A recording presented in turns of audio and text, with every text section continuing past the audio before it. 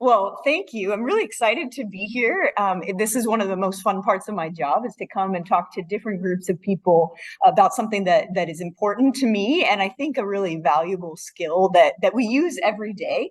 But even though feedback is something that we probably do every day, I think we all have room to do it even better. And that's something that I've found, that every time I teach this topic, I learn something from the audience of like, oh man, I want to try that this next time. And so hopefully this can be really a discussion. I know it's a little bit challenging when we have a hybrid format, and it's always a little uncomfortable to start talking. And so I've tried to plan some activities just to get us with the creative juices flowing, and to really talk about the basics of feedback, but also tailor it to what you are seeing as you're trying to teach learners and to practice this skill yourself. I do have a disclaimer. I am an active duty officer. These views are mine. They are not the Army's. They're not the Department of Defense. They're not Madigan's. Just me. So as Penny gave us a really nice introduction, I do think it's important to caveat this just one more time. I do hope this is a dialogue.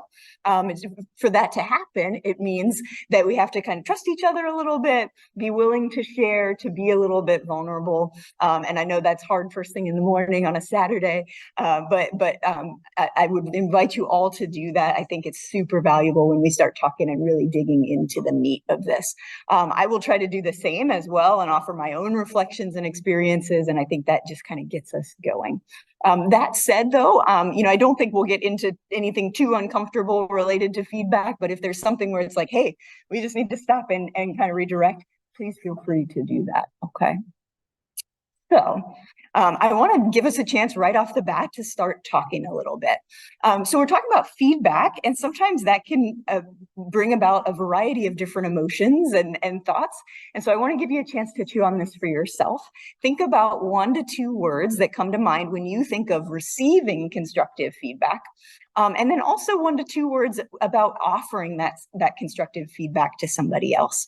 And for those of you here in the room, I think after you've got your words, maybe buddy up with somebody next to you and just talk about that a little bit. For those in the online environment, think about this for yourself. And then I love to see the chat box just light up with what you guys are thinking. So when you're ready, you can start filling that up. And when we come back together, we'll share some thoughts as a big group. Ready? Go. All right, let's come back together. I'm hearing lots of really interesting snippets from everyone's conversations. I'm curious, what are some of the words or even just longer phrases and feelings that come up when you start thinking about receiving constructive feedback yourself? Anxious, yeah. Timing and timing. So by the time you have an interaction, and also making sure that you're delivering it at a time. This is a good time for that. Fantastic. I love that. One, you want it to be close to whenever the interaction was, but also not so close, maybe, especially if it's something that's more constructive, where it's like, oh, let's pick the right moment to share that information. Okay. What else? Agree that it's a process. Should I be using the microphone? So I was going to say, we might want to use the microphone. This table and all kind of lead to similar points that we start with defensiveness and feeling anxious, but then really self-teach ourselves, or like self-talk to say, no, this is helpful, this is constructive, this is going to be useful. So all of us will be taking that, having to take that active shift. Yeah, awesome. And when you're feeling that defensiveness, the kind of just that self-talk, I think, can be really helpful. What else have people found helpful to kind of work through that for yourself when you're receiving feedback? I always feel excited when I'm receiving feedback, and I was like this since grad school. Even I don't know why, but I never thought of it as a negative thing.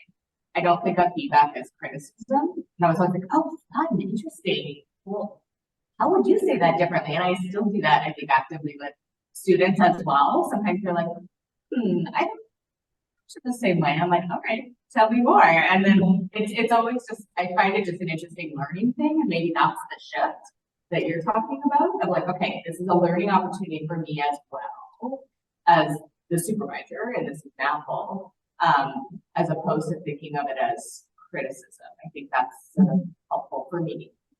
Yeah, awesome. I think I'm hearing, that mindset shift of the reason that whatever the discussion is, right? Is it criticism versus, hey, this is a learning opportunity, makes a huge difference.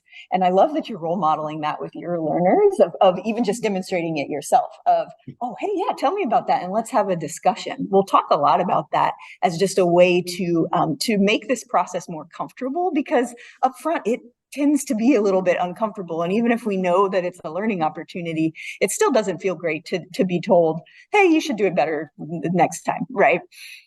So let's shift just slightly. How about when you're offering someone else constructive feedback? What comes to mind? Are there differences when we switch sides of the table?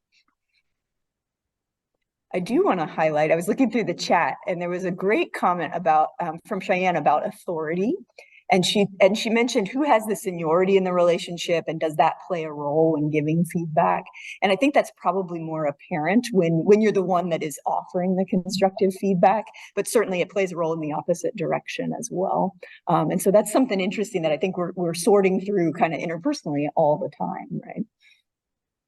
Other thoughts about offering feedback? We talked a little bit about giving some context. Context. So one thing that I do with students, that is like a thing that you next time, but I want to start by setting the expectations of like, there were so many things that you did well in this, and I'm not going to list off 50 of them, but that makes it much easier here. Right. Yeah. Kind of narrowing in on what's most important. There might be lots of things, but hey, let's focus this a little bit. Well. Right. Thank you for sharing. It's kind of similar, Malia out there in the virtual world talks about tailoring communication styles to the recipient and getting to know that individual that you're teaching. Somebody may want super direct, hey, just tell me it all right now, versus somebody else is like, oh, let's ease into this. Let's make sure that the setting's right. Don't overwhelm me. Those types of feelings. And I think getting to know that learner so that you can tailor it best is a really helpful strategy as well. Well, thank you guys so much. I think that's a really awesome precursor to where we're going with this talk. And maybe Mike actually highlights here at the lower into the comments here just about trust. And really that is a trust relationship that you're building. And I think without that foundation, it doesn't matter how good or how specific you are on your feedback. If you don't have that trust piece, it's probably going to fall flat, or at least more flat than what it was. Okay, see if I can hide it. Okay. So I do have a few objectives. We're going to define feedback and really talk about what it is, why we do it, and what it is not, because I think that helps set the stage for if we're going to try to offer effective feedback, we kind of need to know what it is first. Then we're going to talk more about the components of effective feedback. And just in our opening conversation, a lot of those have already come out, and so we'll kind of build on that. That said, as much as we talk about how we want to make our feedback more effective, why we know it's important, there's a lot of barriers to giving feedback, and we've mentioned a few. And so I think we need to dig into that a little bit just to make sure that we're overcoming those barriers, or at least recognizing them.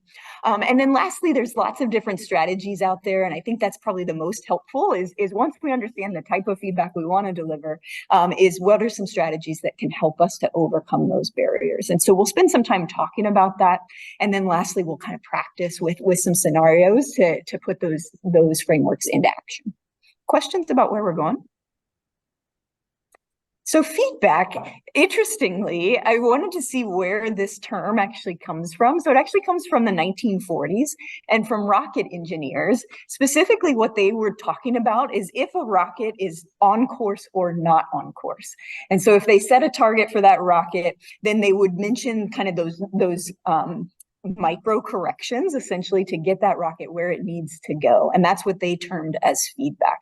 And from there, I think that that term itself has just kind of exploded with different contexts, but trying to achieve that same goal of, hey, we're making little corrections, trying to get towards that bigger picture wherever that person is working towards.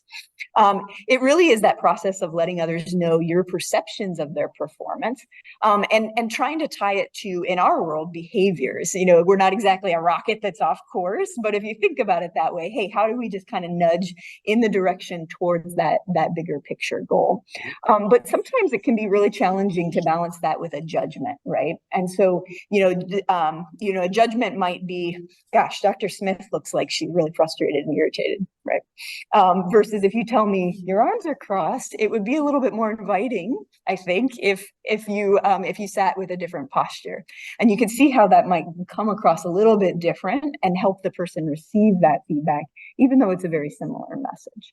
And so kind of walking that line, I think, is helpful to think about from the very beginning. This is a definition from the medical literature, and it's probably my favorite definition so far of feedback because it's just got a ton of information in there. So I'm going to read it out loud. The process by which the teacher provides learners with specific information about the comparison between a trainee's observed performance and a standard, given with the intent to improve the trainee's performance. So there's a lot in that. If you just check out the parts that are bolded and underlined, you can see even in our first part of our discussion, many of those characteristics came out, right? We want it to be specific. It needs to be kind of narrowed. It's got to tell me, where the gap is, essentially. What did you see me do versus what that standard is? If you're going to define that, you kind of have to know what the standard is, which is a separate discussion in and of itself. But understanding that and being clear about that is going to go a long way. And then I love the last part, with the intent to improve the trainee's performance. There's lots of reasons we might offer feedback, but if it's just to be judgmental, to break somebody down, that's probably not going to be very helpful. Versus if we are continuing to tie it to that bigger goal of, hey, we want to be outstanding in our field. I want to help you get there. And this is something that I noticed. And I think that really goes a long way. Questions about that definition? I don't know how well folks get their basic people. Of course. I think the piece about standard is really tricky in our field as student counselors because there aren't a lot of standards for everything. And I think a lot of what we do is literally counseling. And in the counseling world in general, whether you're talking about genetic counseling or psychological counseling or other fields, there are so many different ways to say things, and we're very careful with our word choice. But in terms of a standard, I think that's really tricky. So I just wanted to make that comment because that stood out to me as I saw your slide. Yeah, thank you for that. So we're talking in the room about the challenge of defining that standard, especially in the field of genetic counseling, where it's a lot of counseling, right? It's in the name. And I think that it's certainly true in your world. It sounds like it's true in mine as well. Even though there are a few more things maybe objective in pediatrics, or if we're thinking about like classic procedures, there's an established way to do that, but a lot of things are pretty gray. And so then defining that standard is super challenging, and it's a little bit softer maybe than it would be in other professions. I do think, though, that even if it's not a defined standard, in our mind, we have some version of the way that we want it to look, right? And sometimes, that might not be a perfect standard, but it is what you're looking for. And even being able to speak to that can be really helpful, because for a new learner, they don't have that yet. So that framework of just, I think exactly how you mentioned, like, we need to be cautious with our words and how they're understood. Well, that in and of itself is a little bit of an expectation. And so then being able to describe that to the learner can be really helpful. That said, I think there's some really fascinating things going on in medical education right now related to standards. And as we think about competency-based medical education, which is kind of the hot topic, certainly in the undergraduate medical environment right now, is thinking about, well, how do we define some of those standards? And even if it's things like our interpersonal communication skills, I think there's probably room we could be more objective in that, but there's just a ton of research to still be had of what that looks like. Yeah, thank you. I'm proud of this animation. feedback is really trying to fill that gap, right? It's the puzzle piece that's between that observed performance and the standard. And so keep that in the back of your mind, because as we talk about the effective, the components of effective feedback, but even as we dig into some of those barriers, I think being able to ground yourself in what it is and why you're trying to do it really goes a long way.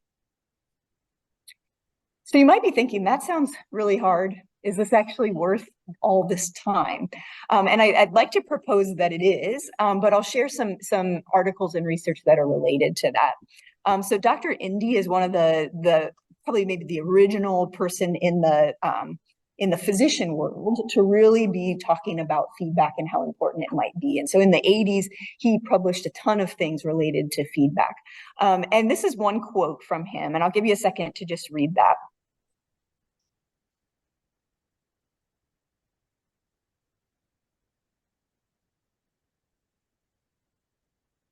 To me, I think that kind of speaks to what we were mentioning on that last slide, right? If we're not offering feedback, are we really closing that gap in the way that we hope? And, you know, that's scary in the sense of if you're not performing in the way that you should, but it's also scary if you're doing awesome things, because if you don't get feedback, then you're not sure that that was actually good. So maybe you're going to shift gears in the wrong direction. And so it works both ways. A lot of times we talk about constructive feedback, and we even started that way, but offering specific effective feedback for the things that a learner is doing well is equally important. In the physician world, the ACGME is kind of our governing body of medical education. And this, I thought, was just well said, and I'm sure it applies across the medical professions, is that as a faculty member, this is one of the core things that we do. So not only is it important, but it's also required, right, is to offer our learners feedback in some way and to help drive their professional development. But even if it's required, I think it's important to think about, well, does it actually help? Have we tried to measure this? This was a really interesting study from primary education, actually. So this was elementary school children, which I know is a throwback, but as a pediatrician, I couldn't resist sharing this a little bit. Wow. But what they did is this is a meta-analysis, essentially, and they looked at different educational interventions for the students. And then they had a host of different outcomes that they might have been measuring. So it might have been standardized tests. It might have been, you know, how do you function as a team member? The outcomes varied, but what they then did was distilled this to what was my educational intervention and how much effect did that have? And when they scaled this, they actually found that feedback was one of the most effective interventions. And notably, it was better than students' prior cognitive ability. It was better than some really expensive things like fancy simulations, different technology-related educational interventions. Just the nature of offering effective feedback was one of the most effective things to actually help the learners grow. So I thought that was pretty cool. You might be thinking, well, why would that be? Kolb's learning cycle. Kolb is one of the, I think, probably most widely accepted theorists about how we learn as adults. And so extrapolating that early childhood study to adult educational theory, this is a way, I think, to think about where we can plug our feedback in. And so what Kolb proposed was that we all have concrete experiences all the time. We're having one right now. After that experience, we hopefully have a chance for some reflective observation. So today we'll all go home, we'll think about what we talked about. That's a little bit of a softer version, but if you think about in your clinics every day, you have concrete experiences, patient to patient, right? And the learner is doing that as well. Then you have that opportunity to reflect on, did it go the way that I hoped it would? What would I do different next time? Just kind of considering all of those variables. And as you're considering those, you get to that abstract conceptualization where it's thinking, hey, you know what? I think next time I really want to try introducing this topic to the family in this way. And starting to think about that.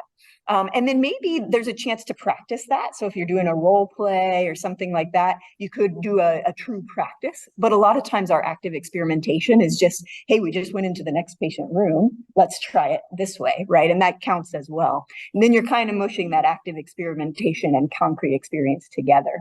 And you continue around that cycle. So where do you think feedback plays into that? Yeah, nobody fell for my trick every step, right? Yeah. I think it applies at every step, because hopefully if you're truly in learner mode, hopefully there is someone there with you that's kind of part of that concrete experience too.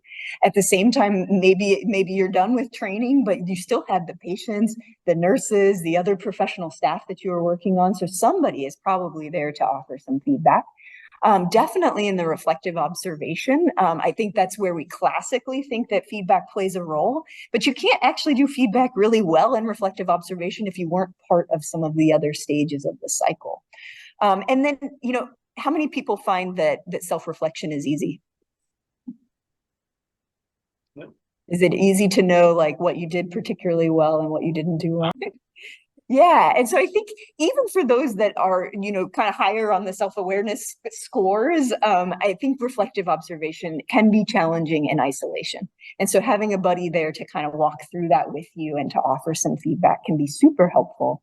And then a lot of times we don't always think about, hey, okay, I reflected, I know what I want to do different, but how do I actually do that and put that into practice? And so that's that abstract conceptualization, a little bit of the experimentation phase. And I think it's lucky because a lot of times we don't have somebody to help us with that part. But if we do have somebody that's been there the entire time, or even just plugged in and say, hey, yep, I've been there before, I can help with an action plan to work on that skill. I think that's an essential aspect of feedback that we don't always talk about, is how do we close the loop to actually finish this learning cycle? So thank you for putting up with a little bit of learning theory. I think it does help to kind of see exactly why we're trying to do this. The other piece that I think kind of demonstrates this, especially in that reflective observation phase, is something that's called the Johari window. Has anybody heard about this before? This one I think is really fascinating. So regardless of what the skill is, you can kind of plug it into these quadrants. So if it's known to, so let's say a common procedure that I do in pediatrics would be a circumcision. There's not very many, but we do a circumcision.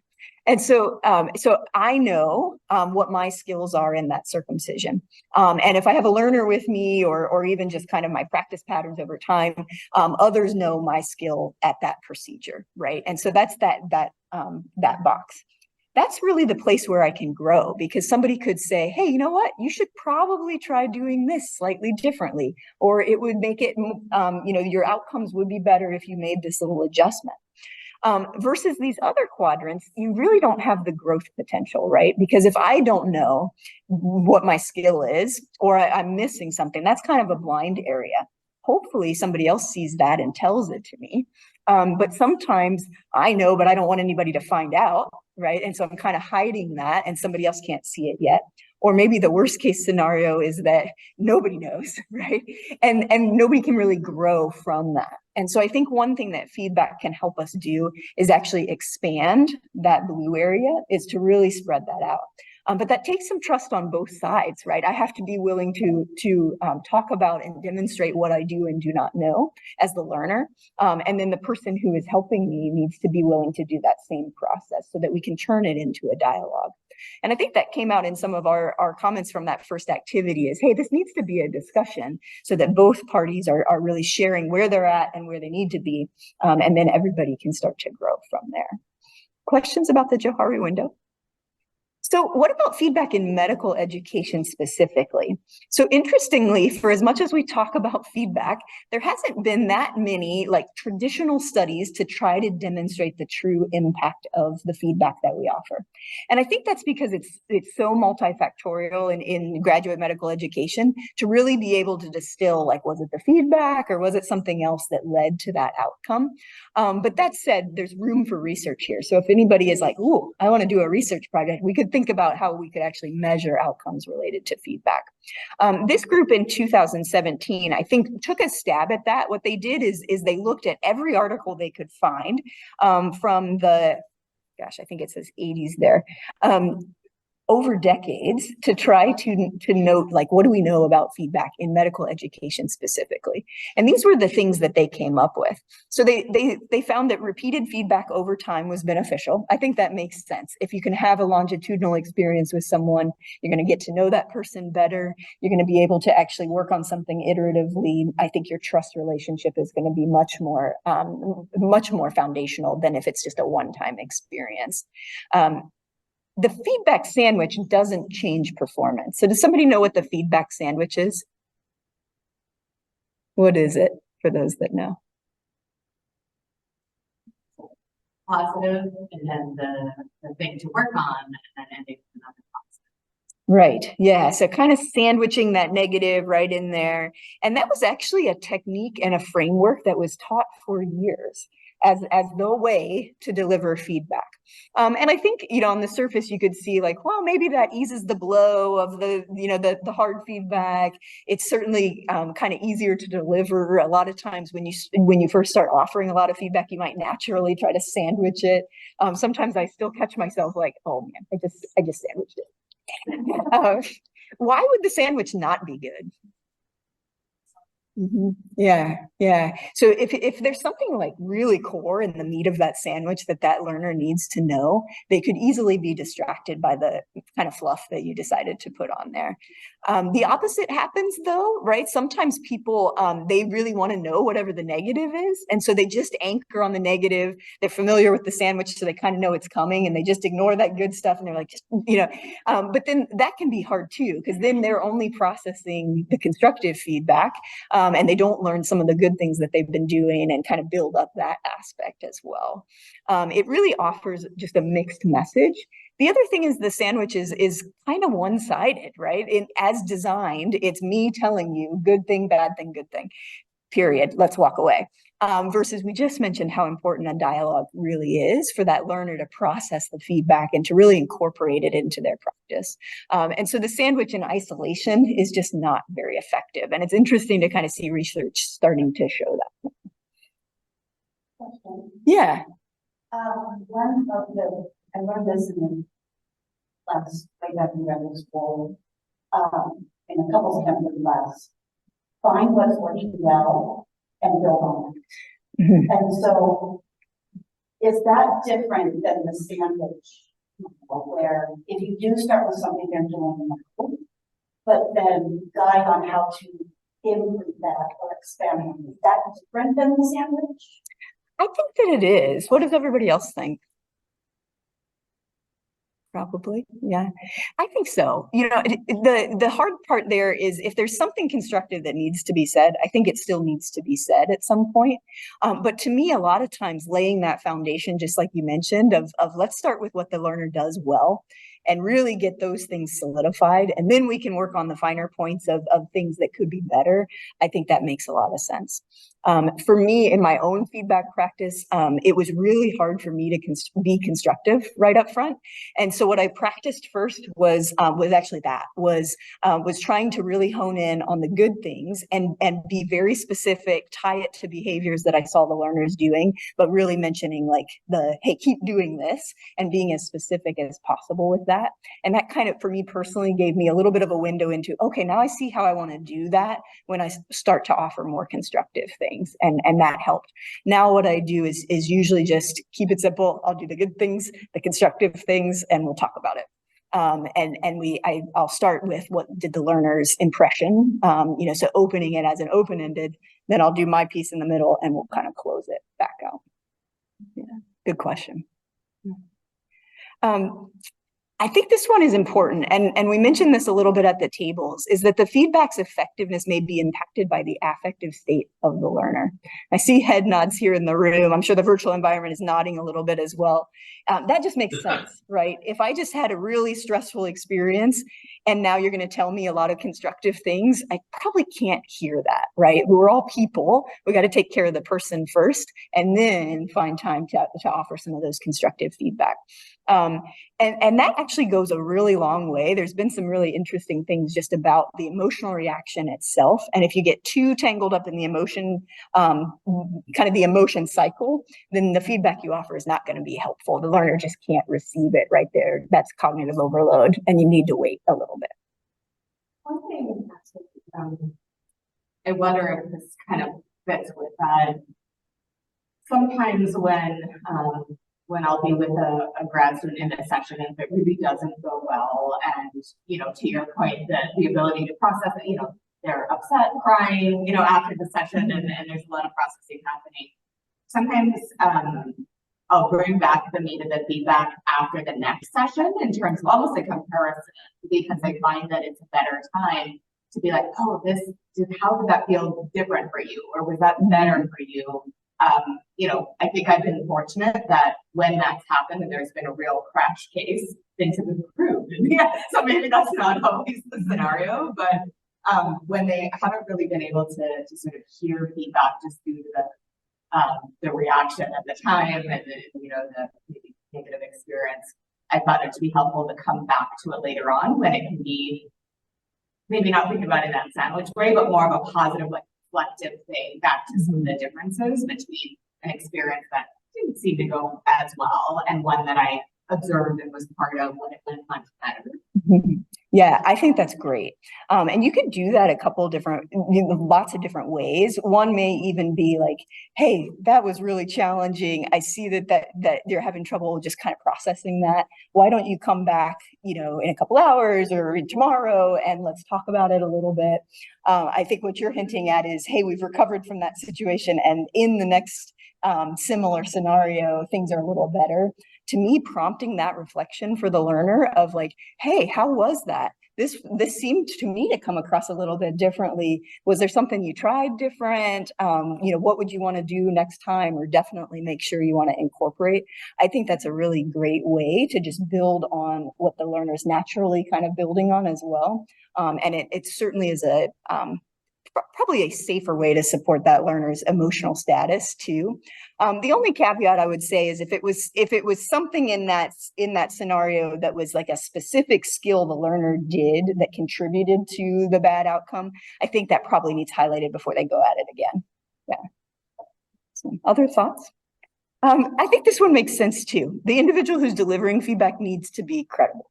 I don't think that means that you have to be the expert in your field, though, or at least I hope so, because I'm not. And also, I think it's really more that relationship you've built with the person and you've developed credibility over time. And we mentioned role modeling a little bit. I think that helps as well, just to build that credibility within the relationship. The longitudinal aspect, I think, helps in that regard, too. And then different specialties differ in perceptions of feedback. So, if you come into the pediatric clinic versus if you're in the surgical suite with the general surgeons, that's going to be very different, right? And just the way that every interaction and different culture from different groups. And I'm sure amongst a group of genetic counselors, it's probably a little different than if you're in, different situations. And that's just because you start to have norms of your tribe. Right. That's not a negative thing. It just means getting to know what that is. And especially if you work in an environment where you're kind of working with multiple different groups of people, kind of understanding that, I think, can be really helpful too. And then I mentioned there's tons of research gaps here. And I think, it's always challenging, especially in medical education, because we have to make sure the patient is taken care of to really test some of our outcomes. But I still think there's a lot of work that could be done here. So we talked a lot about what feedback is, why it's important, why we think it's effective, and we're starting to dig into some pieces that help it to be more effective. But I think it's helpful to pause for a second and just make sure that we know what feedback is not. So feedback and evaluation are different. Sometimes they do layer together, which makes it a little bit challenging. Does somebody feel confident? What do you think the difference is between feedback and evaluation is? I think there's lots of subtle differences here. So a lot of times our feedback kind of layers into our evaluation process. So evaluation is I think, in its pure sense is going to be a little bit more final. It's usually summative. It's probably at the end of something, right? So the end of a rotation, even the end of a clinic half day. I think it's a lot more final, or at least it feels that way from a learner's perspective. It doesn't mean that there's not feedback as a component of an evaluation, but evaluation kind of means like, hey, that's it. Let's move on to the next thing. Versus feedback is really meant to be more iterative. We're still building on this over time. Hey, with that next patient, let's try this again. Let's see what that looks like. And I think that changes things quite a bit, actually. If you're starting to think about, remember that definition of feedback, right? We want to help the learner get from where they're at to where they need to be. Feedback is really the mechanism to get there. Evaluation is kind of measuring, did they get there or not? And that's very different. When we think about some of that anxiety feelings, when we start to even just dig into feedback at all, I think a lot of that is because naturally our brain goes to evaluation right up front. And even if it is like a one-time evaluation, that's very different than, hey, at the end of my rotation, this is what was written, right? And so being clear about that with the learners too, I think is helpful, because that can really create a space for vulnerability. If you're very clear with, hey, I want to know what you're struggling with so that we can work on it over the course of the week that we have together. And in that way, I can demonstrate how much you've grown and worked on that. That really helps versus if it's more coming across like, hey, I want to know what you don't know so I can write it on your report. Like, that's not helpful, right? Questions about those? The other thing I think that's challenging about this is some of you may be in a position where you are writing an evaluation for the learner at some point, right? And so these they're not in isolation of each other. You're going to be using your feedback probably to ultimately write an evaluation. And that can be really hard because we are evaluating all the time. And so I think being honest with yourself about this too, of, hey, how am I watching this over time? Because that's feedback versus, all right, we've finished our time together and now I need to write that evaluation. That's a really hard skill. It's definitely something that I'm still practicing too. So I think there's foundational elements of feedback. And we've mentioned these a little bit, but I just want to hit these home because to me, if you walk away with nothing else from the talk, if you think about these three things as well as that definition of feedback, I think that will take you a really long way. You can't really offer effective feedback without a positive learning climate. So it needs to be supportive. It needs to be challenging. The learner needs to feel comfortable offering some of those things of, hey, I want to work on it. And I think we've talked about some strategies to help build the learning climate, but some of it is just in that definition, right? We want to establish the expectation or be as clear about that as we can. We want to role model these skills ourselves. We want to make sure that we're in that mindset of learning versus evaluation, recognizing that we all are going to be evaluated at some point, and really opening up that dialogue. And I think that helps to build the learning climate.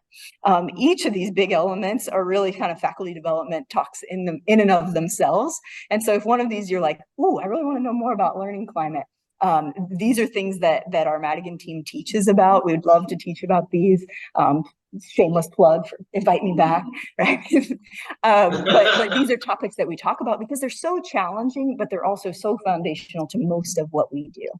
The clear goals, that's, I think, goal setting and thinking about the realistic time period that you have with somebody is really helpful to think about, hey, if we have a 4-week rotation, for example, what can we reasonably accomplish in that? But also thinking about the learner-centric goals and what that learner wants to work with too, and kind of finding that balance is really helpful. And then lastly, direct observation. That means that, if we want to offer specific feedback, we kind of have to be in that Kolb's learning cycle with the learner, right? Like we have to see what did they do. And really the only way to do that is to either be in the room with them, to watch those skills, or find the person that was in the room. But it's even better if that person is the one that's actually offering the feedback so that it can be more direct and more specific. Questions about those foundational elements? I should have mentioned early on, we do have a little handout. I see some people kind of interacting with it. I'm sure I put those on there, but I tried to highlight things on the handout so you don't have to take a lot of notes for yourself, but feel free to do that. That's just a little reference. So As we build on that foundation, I think it's important to think about the principles of effective feedback. And these are some, this is not an all-inclusive list at all, but we mentioned already many of these. So we want to be descriptive. We want to avoid judgment. It doesn't mean, avoiding judgment doesn't mean offering some perspective of how a behavior might be coming across, but it really needs to be tied to that behavior upfront, or it will probably be hard to receive. As specific as possible. If you say something like, 2 weeks ago when you did that thing with the one patient, I think you should do that better next time. Like that's not very helpful. So being able to kind of truly describe it, it should be well timed, just like you mentioned. If it can be in the moment, that's awesome. But we mentioned a lot of reasons why that might not be the case. You may be in an environment where you're working with lots of learners and something for one learner specifically comes up, and you have to decide, hey, is this something that I want to address in front of the entire group, or should we talk about it separately? And I think in general, talking separately, unless it's something that the entire group can really learn from, or if it's something egregious that just needs addressed right in that moment, that's usually more of like in the professionalism category, then that probably needs to be addressed as a big group. But there is a balance there. What do you think about feedback in front of the patient? Is there a time when that would be okay? It depends so much on the situation and the learner. Yeah, I think so too. To me, if the stage has been set for that, it could be a really awesome learning opportunity. But you have to kind of tread lightly, I think. It's still going to be a little bit learner specific. Probably positive things, and certainly is a way to start experimenting with that a little bit. It's really hard from a constructive perspective, and I think there's very few instances where a constructive feedback should be offered in front of really anybody else. It probably is that professionalism issue, and even still, I think a lot of times it might be, hey, I need to stop you right there. Let's step out for a second and chat, and then we can kind of come back in, versus doing your full spiel in front of the patient, or really even in front of other learners for the most part. I think just to add to that scenario specific, I've been in situations with patients where the patient themselves has said to the learner, "Oh, you did a great job," because they know they're a learner, right? And so that's been a really cool opportunity to even just talk about that once the patient is no longer in the room. I'm like, I think he genuinely thought you did a great job. How did that feel? So sometimes those opportunities are a little bit more flux because the patient and that experience, whatever it may be, kind of brings that in, and it's a really neat opportunity, I think, for learners to have. Yeah, thank you for that. The other thing I think can be fun, kind of related to that too, is if the patient says that, is start to kind of prompt the learners to ask, like, oh, what did you like about it? Because then you actually get a little bit more specific, which is a fun thing too, especially if you have a chance to do that. Because sometimes it's not what you thought, but then you learn, like, oh yeah, they really liked that, X, Y, and Z. Yeah. We mentioned a little bit the action plan, and that's what I mean by anticipatory guidance there, is we can offer really awesome feedback, but if the learner doesn't know what to do next with that piece of information, it's still not as helpful as what it could be. And so being able to say, hey, I saw you do this. What do you think about that? How would you work on it? And then being able to add to that a little bit. If you have the benefit of, hey, you're going to work with that person the next day, that's even better, because then you can say, hey, yeah, that's great. Let's try it this way. And I'll give you some feedback about that specifically. And that gets to that longitudinal aspect, which just can really build and kind of exponentially increase the effectiveness of that feedback. And then all of this really helps the learner to develop their own personal feedback style. And you're helping with that self-reflection, helping somebody to kind of walk through that and model it a little bit, because we all have room to get better in that process. And so being able to kind of talk through that and show it and walk the learner through it, now they're going to be better at that by themselves as well. I'm not entirely an acronym person, but I couldn't resist this. For those that are acronym people, this is just a way to help remember the principles of effective feedback. So some TLC, but this mentions everything that we talked through on that last slide, right? So thinking about specific, objective, modifiable behaviors. Make sure that the feedback is actually expected. So layer that in. You could do that in a variety of different ways, but thinking about, hey, at the end of the clinic half day, let's sit down for a couple minutes and do some feedback. Tomorrow when you come in, I'd love to know what you want to work on today so that I can tailor my feedback to that. But anything that's just kind of setting that stage, then the learner knows, oh yeah, this teacher is gonna offer me feedback, but it's also built in, and it's a little bit of a check and balance, because if you set it, now you're a little more likely to do it. That's helpful too, because we all know that sometimes our day just gets away from us, and then time passes and now we're not timely, and so that can help to build that in a little bit too. It should be timely. I think holding ourselves accountable for that, but the learner is involved in this as well. Invite them to the feedback, right? Try, sometimes we can overwhelm people with our suggestions and our constructive ideas. And so just like we were mentioning, hey, we need to kind of limit it to what's most important in this moment. We can only process so much. And then don't shy away from constructive feedback. It takes some practice to get used to doing that. But building that skill, I think, is really helpful as well. And keeping in mind, it has to be with the intent of getting that learner across that gap, right? That's what makes it truly constructive.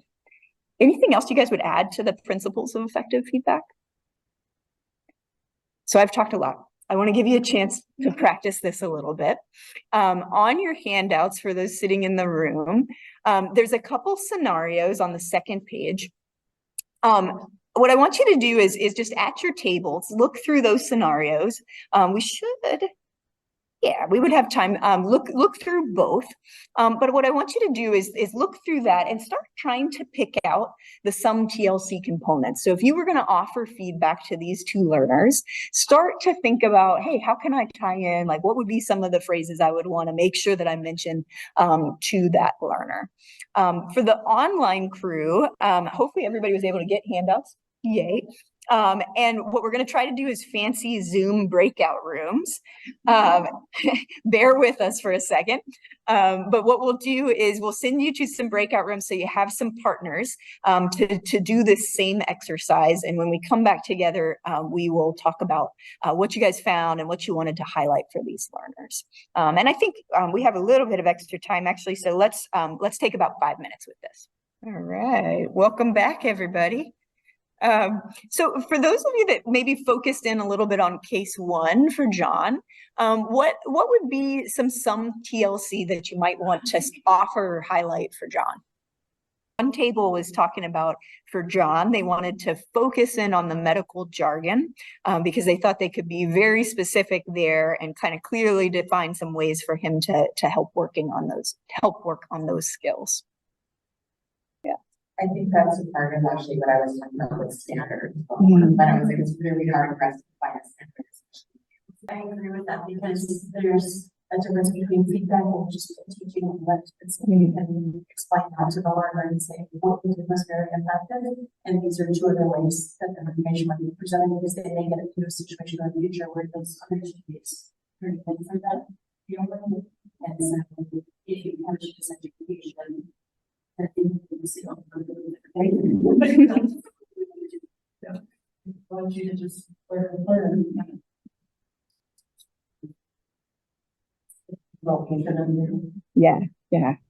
Yeah. And I think like I love to be in the room with other people because I'll pick up little things that like somebody, oh, the way you said that was awesome. Let me steal that, and so that's a really fun way to kind of role model learning on both ends of like, oh, I like the way you did that. I've tried it this way before. Talking about that. Yeah. What other barriers have people encountered? Sometimes I find it hard to pinpoint where the gap is. So I can tell that the students don't quite where I'm wanting to be, and I can always move what part of it. Yeah, that's a hard one. What if people found helps with that?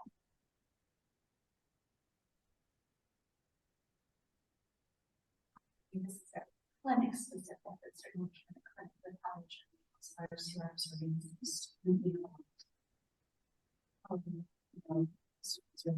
here.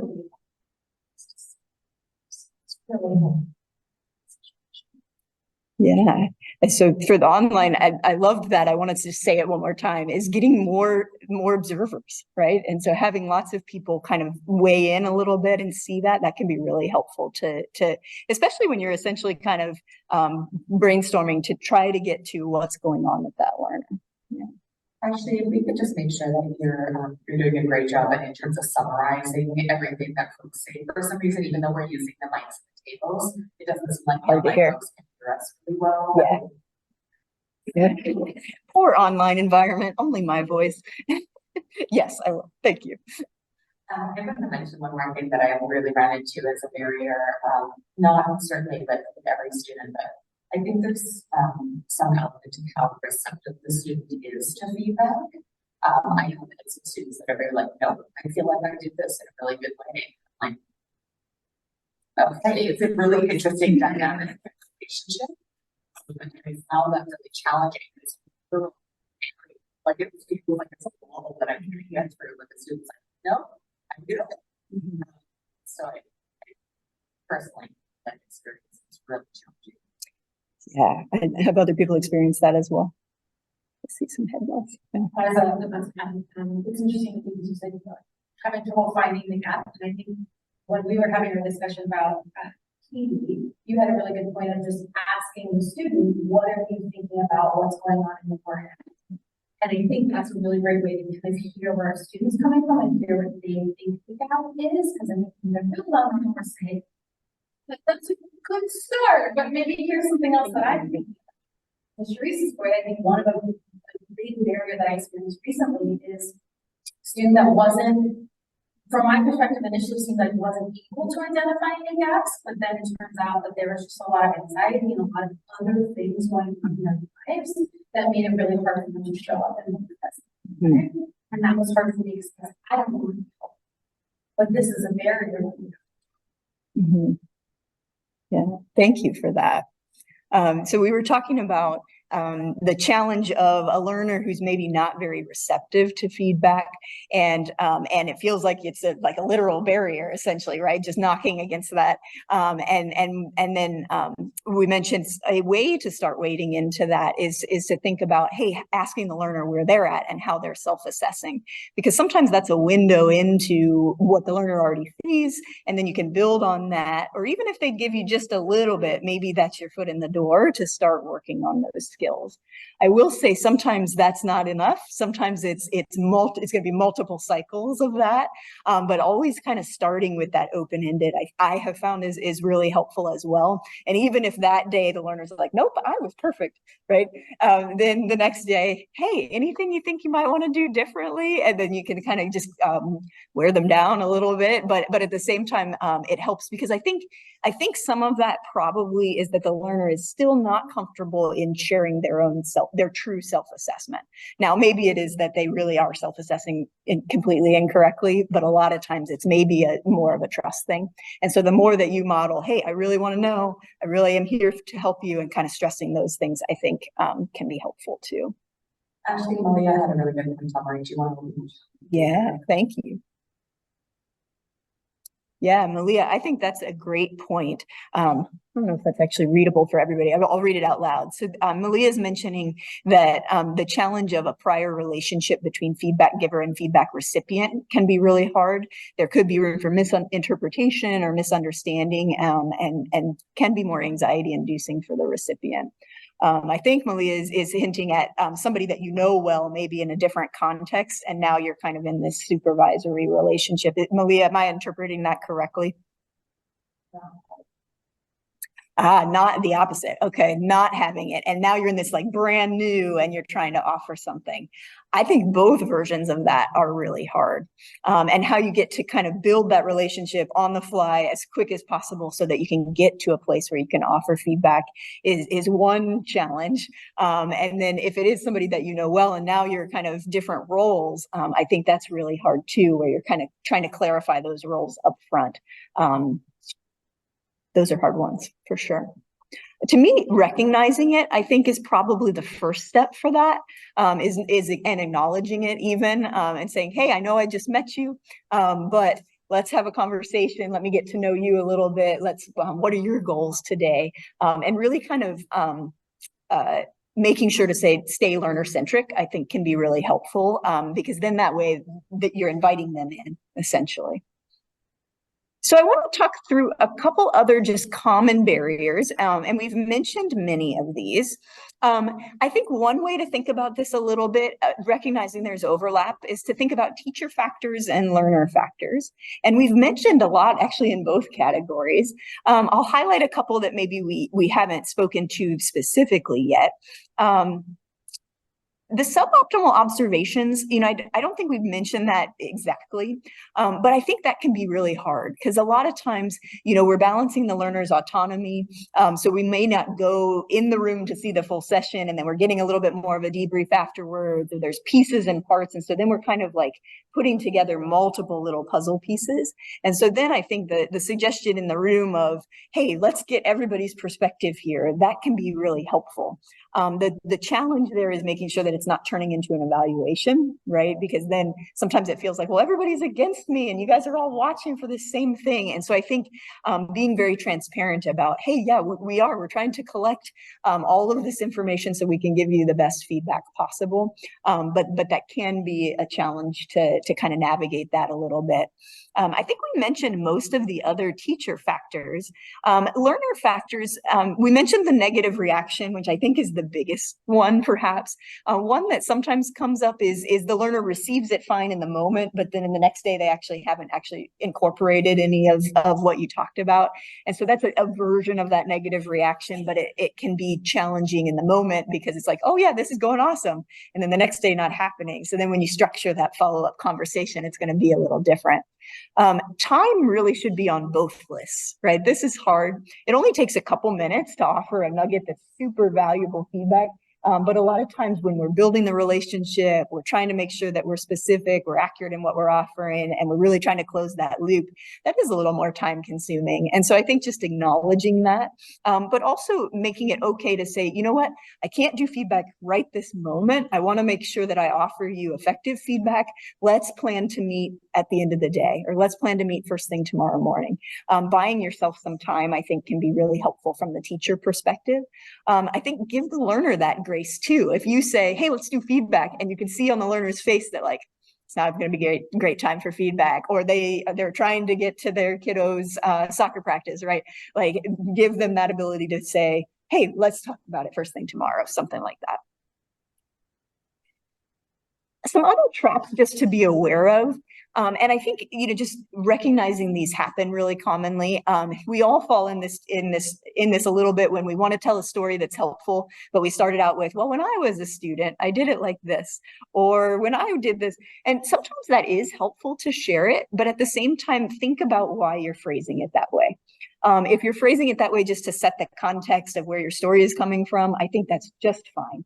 But if it's more of a, hey, things were harder back when I trained, we walked uphill both ways type of statement, we worked 12-hour, like that kind of stuff, that's probably not very helpful. So make sure to check your intent if you find yourself using those type of phrases. Not every learner, but some will just automatically turn off when you start a phrase with like, hey, when I was in your shoes. And then watch out for extraneous factors. And I tried to plant a little bit of these for John. I think certainly still highlight the things that are positive and really good. But sometimes we get caught up in that of like, this is a super nice, really personable individual. I love working with him or her. But then when we start to get more towards concrete skills, it's not going that well. And so it's easy to write that off when you have somebody that is just interpersonally pretty strong. And so just making sure that you watch out for that bias. That happens to all of us. Sometimes learners will try to shift responsibility. And so it may be that you come to offer them something very specific about a behavior that you saw, and the learner comes back with, well, I did that because at our hospital, we love to complain about the EMR. So we call it Genesis. Genesis did this, this, and this, and that's why I did that, and that might be very true, but don't let that be kind of where it ends. You have to kind of bring it back to what the learner can control and how they can navigate it. And maybe there's a learning point in there about like, oh, this is how I got across that system hurdle, that kind of stuff. And then the halo effect is a little bit what I was mentioning of sometimes you interact with a learner, it was amazing that first day, but then the next day things are not awesome, but you're still kind of anchored on, oh, this was great. This must have been a one-off, right? And then it can go for quite some time and you don't realize like, oh, there's some things we need to address here. That's called the halo effect, where somebody can do no wrong, even though everybody's human and there's things we can all improve on. The opposite happens as well. It's called the horn effect, where it's like somebody doesn't do well that first day. And then it's like, doesn't matter what they do. We're still thinking about, oh, remember when so-and-so did this? And we haven't been able to get past that. That's really hard in group situations, especially if you don't work with learners like all the time. And so we notice this in our clinic sometimes too, where it's like the resident comes by for a 1 month rotation and then they go do rotations other places and then they come back and then people are still talking about what happened 4 months ago. And it like, maybe if it's an ongoing problem, but it probably isn't. It's just that's what we remember and we've kind of anchored on that. And that's something our brain does. We just need to catch ourselves doing. Yeah. Yeah, they're pretty similar. The one thing I would say as maybe a difference is number 2 is often more of I'll say ignoring the concrete skills to some extent. Now, of course, we work in healthcare, our interpersonal skills really do matter, right? But it's kind of typically that one might be a trap of interpersonal skills at the expense of some of the medical knowledge and other key tasks that we need to be doing. Versus halo would be really more broad, like that person is just awesome across the board and that's all I can see, even though there are some things that they should be working on. Does that help clear that up? So some ways to overcome barriers, we've been talking about them as we walk through, but remember those foundational elements, that learning climate, clear goals, direct observation. If you think about that list of barriers, just strengthening those 3 things will actually go a long way. They're hard things to strengthen though, and so don't think it's the easy answer, but it often is the answer to kind of backtrack to, okay, let's double check on the learning climate. How can we make this a safer place? Safer does not mean easier, but how can we make this a safer place where people are trusting that learning process? Were our goals actually clear or not? Chances are they probably could have been clearer. And then direct observation, we talked about some challenges there, but how do we actually get in to see what we need to see so we can be specific and offer that constructive feedback?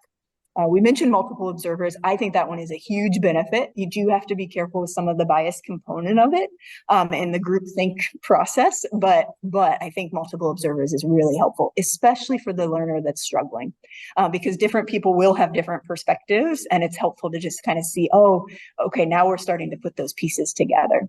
And then frameworks can be helpful. Don't get too caught up in the specific framework. That's the last thing we'll talk about today. And I purposely offered a couple different ones because it doesn't really matter what framework you pick.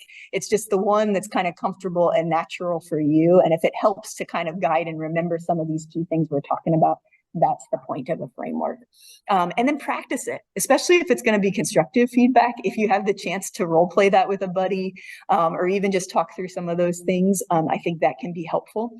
The other thing is just practicing feedback in general. The more routine you make this, the more comfortable all of it will be of, hey, I just get in the habit of at the end of the day, we do feedback, and then you're just kind of getting in that rhythm as well. So quick time check here. I want to show this, but I really want to make sure that you guys have a chance to return to John and Katie. And so what I'm going to do is just quickly show you the frameworks. What I love about these is that I think in the words themselves, it speaks to what we mean here. And so remember our big goals. We're trying to get a dialogue. We want to make sure that we're incorporating some TLC. And these are 2 ways to do that. I'll focus in on the arch one just because I really like the language that it includes, but starting out with allowing or asking that learner to self-reflect. And we kind of hinted at that just as we started to think about the scenarios. Offer them a chance to describe how they think things went well. What would they want to do different next time? Then you can reinforce. So reinforce the positive things that they mentioned, but add to that if you noticed other things that went particularly well. And then confirm what they already self-identified was a weakness. Decide how much has already been self-identified. You don't want to pile on in this phase, but you want to highlight those things. And if there was something that was a big glaring miss that the person did not self-assess, this is the spot to bring that up. And then lastly, close that out with, hey, what do you think about what we talked about? Where do you want to go from here? How can I help you with that? Let's make some concrete kind of goals or plans of what they want to try for the next time. Questions about ARCH?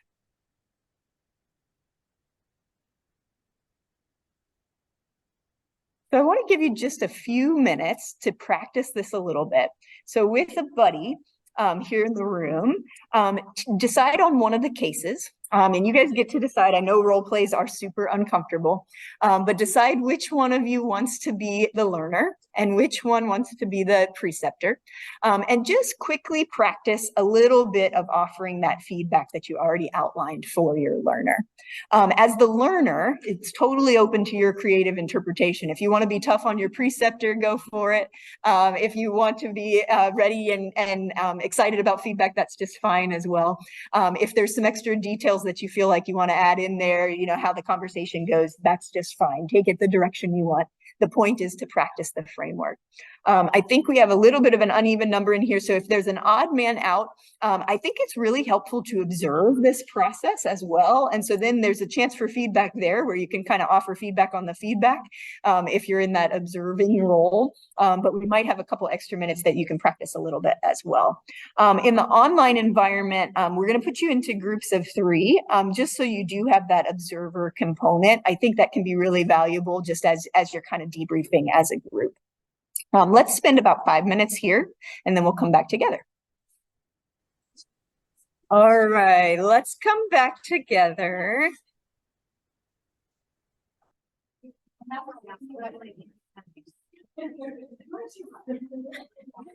So I'm interested in how that was. Did it go well? Did you learn anything from that experience? Anything you would do different if you practiced it again?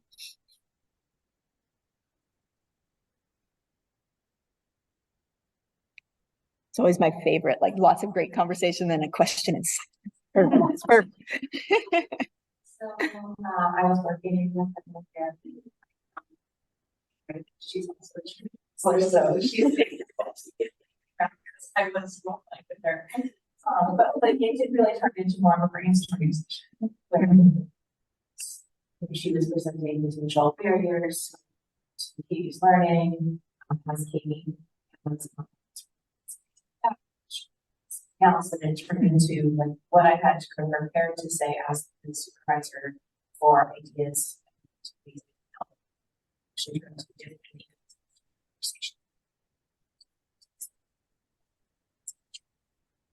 Awesome. Thank you for sharing. In the room, we were talking about that as the group got into kind of role playing, the conversation and suggestion was really more building on, hey, where do we want to go from here? And the plan kind of changed as the conversation evolved. Did I recap that okay? Yeah, okay. Other thoughts?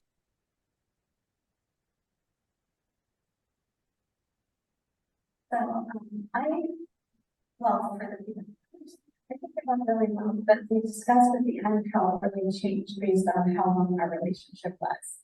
Because she asked us the big thing about our supervision and later life. And then she's talking about the student. I think you phrased it great in the beginning, but I definitely it's differently. It's ongoing. Yeah, awesome. Thank you. We mentioned that that this conversation might go differently if it's early in the relationship versus, hey, we've been working together a while. And then the way that you tailor some of the introduction comments, even some of your action plan is going to vary based on that as well. I love that. Other thoughts?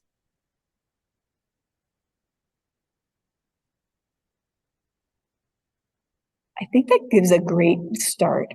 And think about, the one thing I think that can be challenging when you turn feedback into a dialogue is actually maybe two things. So one is, we mentioned the positive aspect of how it's kind of evolving. We're adjusting the plan based on what the learner tells us. We're offering more targeted feedback because now we've had that conversation.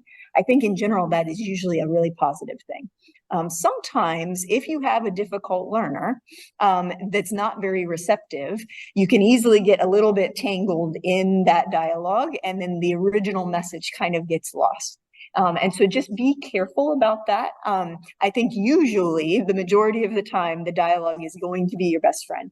But if you have somebody that's particularly reluctant to think about feedback, sometimes it gets a little twisted. And then I think that that last step, the help phase, that's where you can really kind of get back on track, is like, hey, let's recap a little bit. You tell me what you heard and I'll kind of say the same. And because then you can norm that a little bit. If there was something that really got a little bit lost in the sauce, remember that challenge of like, I just blamed the system for everything you told me.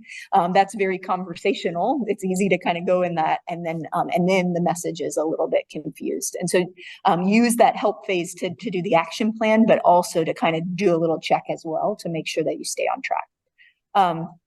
The other thing is, often our learners will say we don't get enough feedback. That's like a common thing that'll, nobody offers me feedback. And so while this is more effective feedback, sometimes the learners may not exactly realize that that's what's happening because you have turned it into a dialogue. And so it sounds really silly, but just make sure to stay up, like, let's do some feedback now. Thanks for joining me for feedback. Like, that's really nerdy. But the more, like, when you say that, then people are like, oh yeah, we just did feedback. That's great. Like, and like that makes a difference, because then number one, it was effective, but two, they know that they received some feedback. Okay. Oh yeah, please. I'm just going to ask if anyone can remember the specific steps. If she has the steps of attune, affirm, there's one more, and then advance. And so I'm seeing a lot of parallels. It's helpful to know that there are parallels in these different perspectives, these different approaches, that even if they sort of mold together, there's a similarity. Yeah. Thank you for sharing that. I think you're probably referencing Dr. Fu. Is that okay? Yeah. I've seen her present a version of that. But you're right. To me, like most of these frameworks, they're going to have similar themes. And then it's just like which words kind of stick with you, or what aspect of it. And it's fine to mix and match. Whatever makes the most sense for you and feels natural when you're starting to practice and use it is the most important piece. I am going to move us forward just a little bit. I got too talkative and we're running out of time. We talked about each step of ARCH. And so I'm not going to recap this, but for the sake of the video, I'm just going to go slow motion through these slides for a second. If you are interested in just digging into one little step of the framework, there is some extra information here. But to me, I think the meat of that really comes out when you practice it. And so that's why I skipped through these a little bit.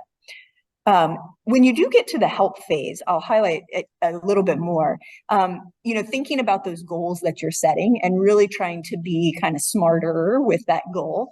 I think that can be really helpful. That's the other thing that often learners might say when they're talking about feedback is like, well, yeah, I got feedback, but I didn't really know where to go with it. Or maybe it was actually like something that was pretty tough, and it's easy to kind of lose steam on that.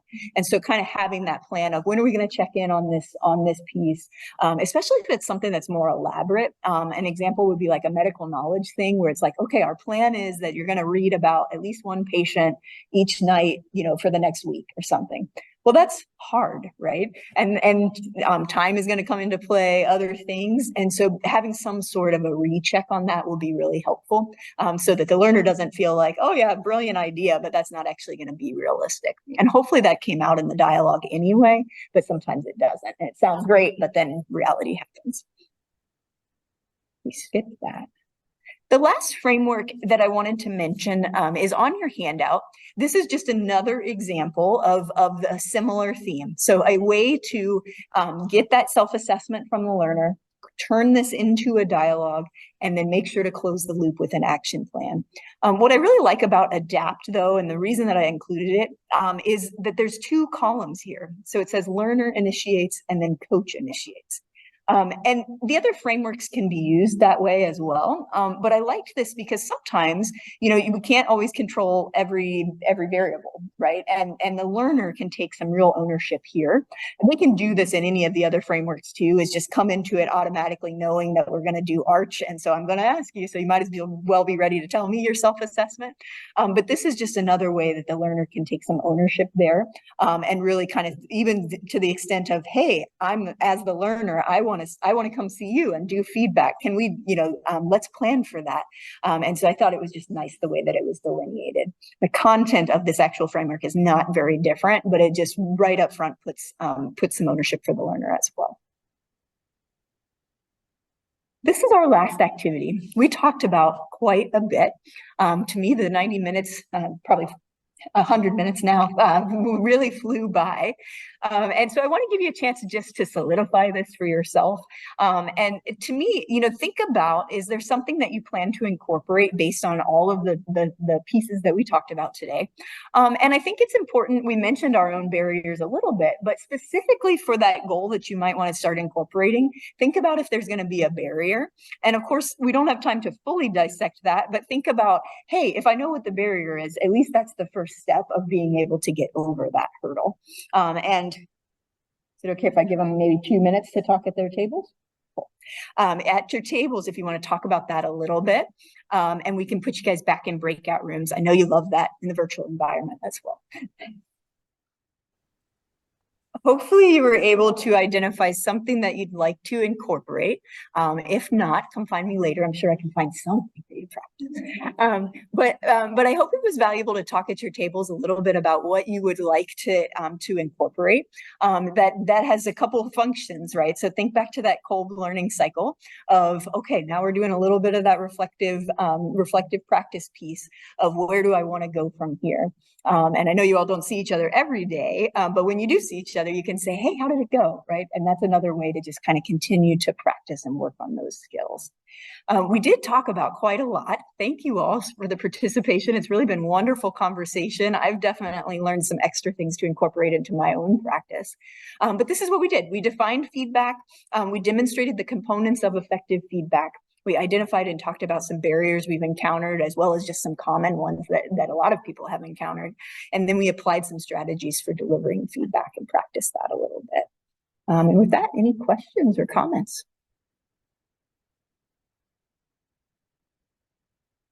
Thanks, everybody. There's not